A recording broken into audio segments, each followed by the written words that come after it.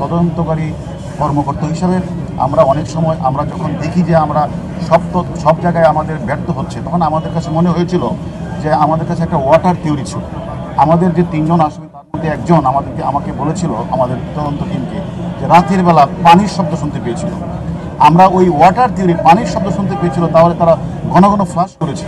তাই ঘন ঘন ফ্লাশ করে তারা কী ফ্লাশ করতে পারে, সেই তত্ত্ব মোটিভের ভিত্তিতে আমরা তখন বললাম যে যেহেতু ওয়াটার থিওরি থেকে আমরা তখন বললাম যে আমাদের যে সুয়েজ লাইন এবং পানির ট্যাঙ্কিটা যদি একটু একটু যখন যদি ভাঙ্গা হয়, তাহলে হয়তোবা আলামতের কিছু অংশ পাওয়া যেতে পারে। সেই প্রেক্ষিতে তারা কিন্তু সেটা করেছে এবং ইন্ডিয়ান পুলিশ বলার সাথে তারা করেছে এবং আপনারা জানেন অনেকাংশই আলামত উদ্ধার হয়েছে। ডিএনএ টেস্ট এবং সেটা ফরেন্সিক করার পরে ডিএনএ টেস্ট এবং ফরেন্সিক রিপোর্ট তারাই করে।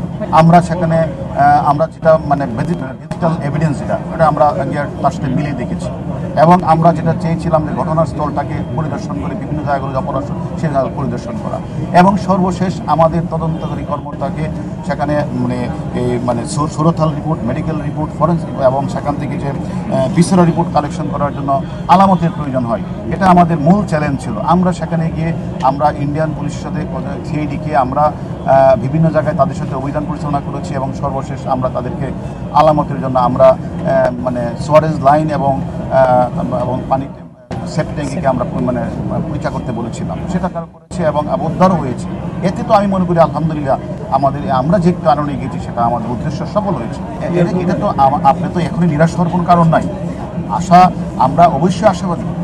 আমরা মনে করি যারা আমরা মোটা দাগে আমরা আমাদের প্রাথমিক তদন্তে মূল ঘাতক এবং ইন্ডিয়ান ঘাতকের সাথে কথা বলে আমরা মোটামুটিভাবে উপনীত হয়েছি যে এই ঘটনার সাথে যারা এই কাজটি করেছেন মোটা দাগে ম্যাক্সিমাম লোকই বাংলাদেশি। বাকি যদি থাকে সেখানে ইন্ডিয়ান পুলিশও সিআইডি তারা অত্যন্ত দক্ষ, তারাও কাজ করছে। আমাদের বাংলাদেশের টিভি আমরাও কাজ করব। এটা তো এখনই শেষ কথা বলে কোনো কথা নেই। আসলে আমরা তাদের সাথে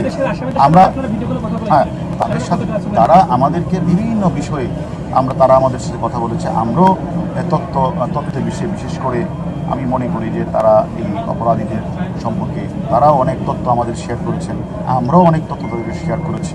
আমরা মনে করি এই ক্ষেত্রে আমাদের অনেক বড় অর্জন যে আমরা কলকাতা সিআইডি, বিশেষ করে কলকাতার কমিশনার মহোদয়, আইবির যে ইন্সপেক্টর জেনারেল, এসটিএফ সকলের সাথে করেছি এবং এই বাংলাদেশের সাথে ইন্ডিয়ার বিষয়গুলি নিয়ে, অপরাধের বিষয় নিয়ে আমরা কিন্তু অনেক আলোচনাই করেছি। আমি মনে করি আমরা অনেক তথ্যপত্র পেয়েছি। এটা তদন্তের স্বার্থে এই মুহূর্তে না বলে আমরা পরবর্তী পরে জানাবো।